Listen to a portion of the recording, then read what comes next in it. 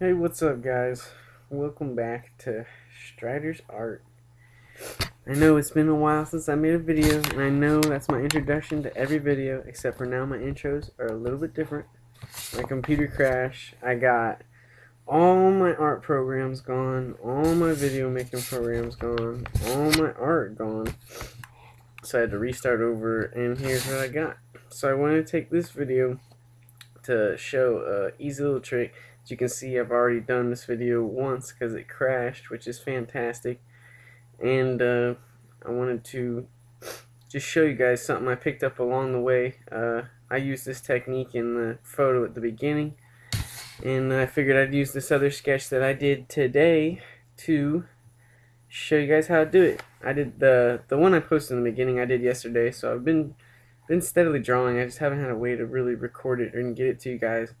And I've been doing a lot of really fun pictures, so it's kind of a shame, but now it's a lot easier for me to record and edit. So basically all you do is you get your line work, you go up in here, and instead of coloring outside the lines like I used to do, or instead of trying to detail color everything in by hand, what you do is you can pretty much use the paint bucket tool to color in do 90% of the work for you, to just lay out your base colors if you're smart about it. The only thing that you have to do is just make sure you get the gaps where the paint might leak out, like right there, but I have the wrong color. I try and use something that's going to show up any spots that you miss real easy. I try and use like blue or something. Like, you don't want to use black because your lines are black, so use something that'll pop out for both your lines and the background, so you don't miss any spots. But just come through in all the little spaces that I think are too light that the paint might creep on, like this bang that's right underneath the one I keep marking. There's clearly a gap there, so the paint's going to run out of there. If you just take the color that you want to use, you can fill those gaps with your color. And then when you lay the paint bucket tool into the center, it'll fill the whole thing up, and it works. It goes good on so many levels. It colors it in for you really freaking fast. You can use it to control if you don't do real thick lines, or you don't have real solid line work like I do. You have a more sketchy way. You can use this to, get right on the edges of the stuff that you want, and the paint will leak out, and then use the paint bucket for real big wide open areas that you can just cover by just pouring it in there. And a lot of people might be saying, well, this is supposed to be a tip to save me time. I don't really understand why you're doing this. Look at the paint bucket, even left behind little marks, which I found out later on was because whenever I saved my original line work on Corel, I made it a little fuzzier.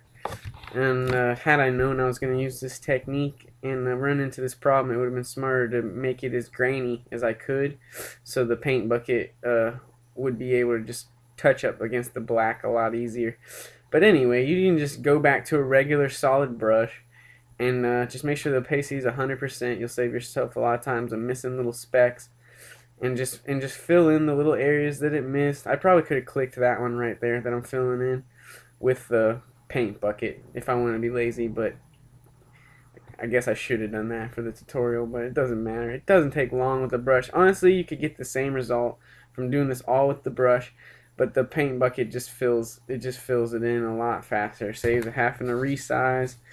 And for small tedious tasks like this, like filling in solid color, let's face it, the shortest and most convenient way is the best way to go.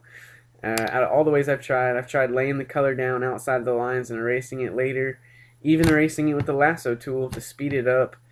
That was my favorite till I found this. And then I've tried doing this same principle, but with just using the marker, not using the paintbrush, and it just takes way too long. It makes you feel like you're coloring it in, like a kindergarten coloring in between the lines and stuff, so it's kind of stupid.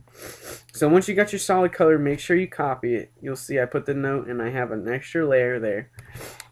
Both of them have the blue dots because it's the little hair.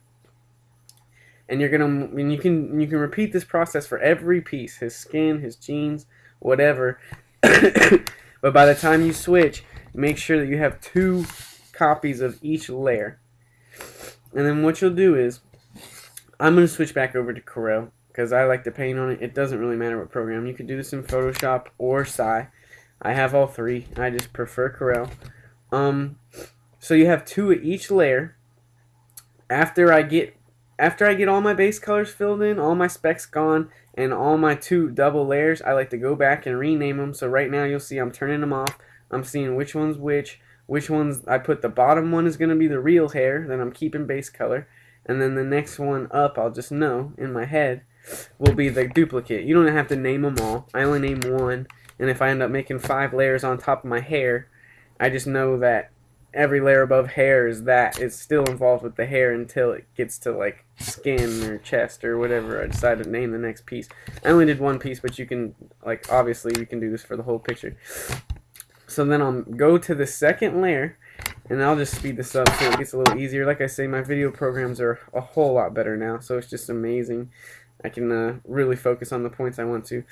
But you can go on the second layer. I'm going to do this all on one layer, but we can literally keep repeating this for as many layers as we want to, which I'll show you in a little while. This is just me having some fun. So you color it in, you know, whatever, like you would normally do. Notice I'm not worried about staying inside the lines. I still have the freedom like everyone else does. It's like, oh, we'll just color outside the lines and then erase it later. I still got that freedom. I'm not worried about that.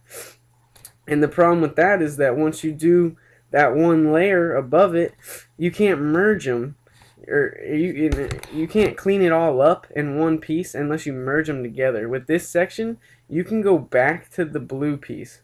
You go back to the base layer and you select it. What you do is you control click on the layer photo, on the little square that's showing like what's colored in that layer to the left of the name. You control click on that and you get the marching ants like I just did. And then you can contrast, you can flip the marching ants backwards. See now how they're walking on the edge of the picture rather than only walking around them? Because I was selecting him, but then I inverted the selection to where it's selecting everything outside of it, and it just literally, and then you just press delete, and it erases everything that's not inside of that original blue base color that we made. So you can just keep going crazy with all your different layers. Here's another example. I'll make 2. I made some red scratches, then I come back. That'll be the first edit. If let's just say you're doing shadows or highlights. Well, here's your edits. You come in, you just re-click it, you re-invert it, you re-delete it, boom, cleaned up. And you can do that for every piece for the chest or whatever, and you can just keep building and building and building until you're satisfied. It's not nearly as messy. It's real easy to just get a base color, and look it. You can even separate your layers to where I can get rid of all the crap. I can keep my good stuff, or I can go all the way back to base color. So I think it's a nice little thing.